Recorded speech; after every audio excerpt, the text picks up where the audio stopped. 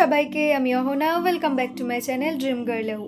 আজ আমি তোমাদের সাথে যে ভিডিওটা শেয়ার করতে চলেছি সেটা হলো আমার জগদ্ধাত্রী পুজোর ষষ্ঠীর দিন সারাদিন কিভাবে কেটেছিল সেটারই একটা ব্লগ।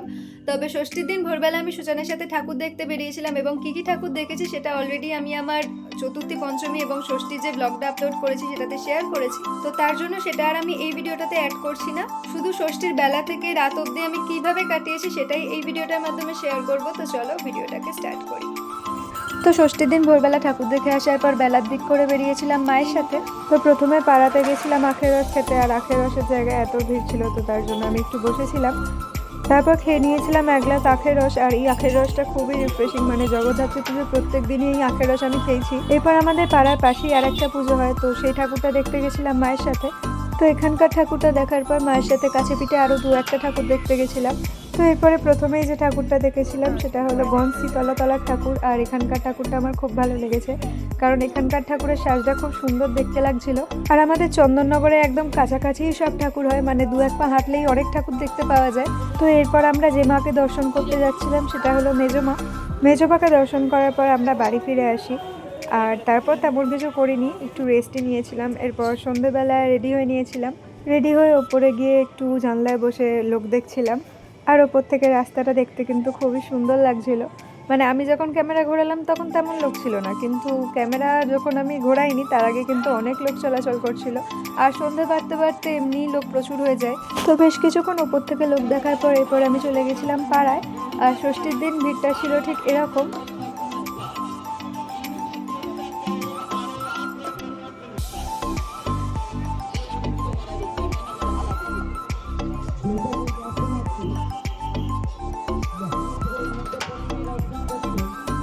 আচ্ছা, আমাদের পাড়ায় প্রথম দিন কিন্তু এই জিনিসটা ছিল না, মানে যেদিন উদ্বোধন হয়েছে সেদিন কিন্তু এটাকে লাগানো হয়নি। আর ষষ্ঠী বা পঞ্চমীতে বোধহয় এটাকে লাগানো হয়েছিল, তাই ওটারও একটা ভিডিও করলাম। আর আমাদের মণ্ডপটাও কিন্তু খুব সুন্দর হয়েছিল পাড়ার। আর আমাদের পাড়ায় যে মাকে হীরের গয়না পরানো হয়েছিল সেটা তো আপাতত মনে হয় সবাই জেনে গেছে। তো যাই হোক, তখনও যেহেতু আমার তেমন কোনো বন্ধু পাড়ায় আসেনি, তো তার জন্য আমি বসে বসে নিজের ভিডিও করছিলাম, নয় মায়ের ভিডিও করছিলাম। তো এরপর আমরা গেছিলাম শ্রী আনতে। আর প্রত্যেক বছরই আমাদের পাড়ার ঠাকুরমশাইয়ের বাড়ি থেকে শ্রী আনতে যাওয়া হয়, আর এই ভিড়ের মধ্যে দিয়ে শ্রী আনতে যেতে আমার তো বেশ ভালো লাগে। তো আমার বন্ধু বলতে তখন শুধু মানাই এসেছিল। মানা অ্যাকচুয়ালি আমার বন্ধু নয়, মানা হলো বোন, তবে ও একদম বন্ধুর মতোই মেশে।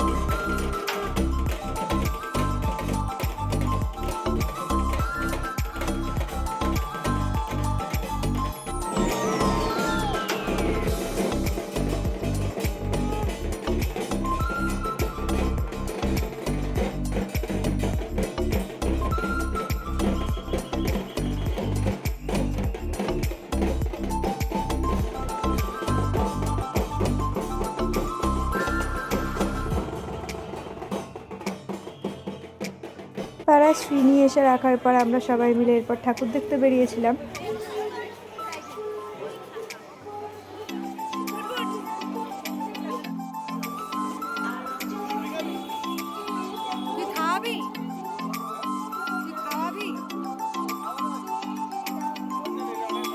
সকালে 1 কিলো মাংস কিনতে 250 টাকা চলে গেছে।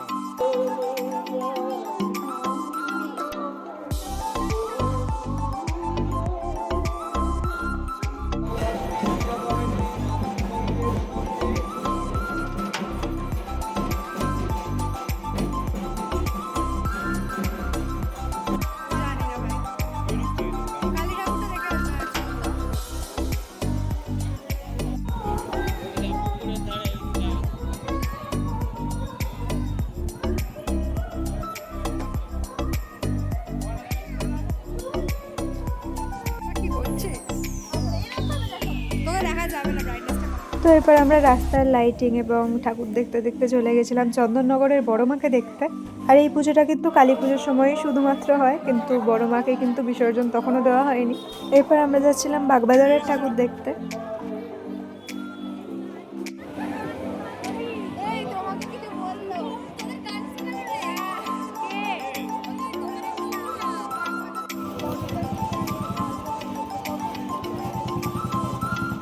এগুলো বাইরে খাবি না বাইরে গেলেও লেট করে বাড়ি গেলে কোনো অসুবিধা নেই, কিন্তু বাড়ি গিয়ে গেলে তাড়াতাড়ি হবে। তো ষষ্ঠীর দিন আমরা এই বাগবাজার অব্দি আমরা কিছুক্ষণ আগে কিনেছি বাড়ি ফিরে এসেছিলাম এবং উনো খেলতে বসে গেছিলাম। আর এই উনো খেলার যে আলাদাই মজা আছে, যারা উনো খেলতে জানো তারা তো জানোই। আমরা ঠাকুর থেকে ফেরার পথে কিন্তু চাউমিন কিনেছিলাম, যেটা ভিডিও করতে আমি ভুলে গেছি। তো ওটাই আমাদের ডিনার ছিল। হ্যাঁ, আবার পারও করিয়ে দিয়েছে অহনা, ওটা পার করিয়ে দিলে তাই টাটা করে যাচ্ছিল।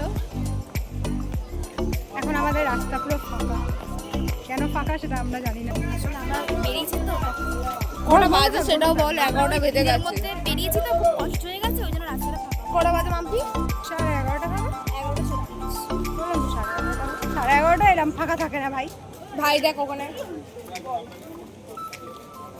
তো পাড়ায় এসে কেউ একটা তন্দুরি চা কিনে দিয়েছিল, কিন্তু সে আমাকে এতই হাসিয়েছে যে আমার হাত থেকে পুরো চাটাই মাটিতে পড়ে গেছিলো। তো কি আর করা যাবে, ষষ্ঠী ব্লগটা এতটুকুই। ভিডিওটা ভালো লাগলে আমার চ্যানেলটাকে অবশ্যই সাবস্ক্রাইব করে রেখো। বাই।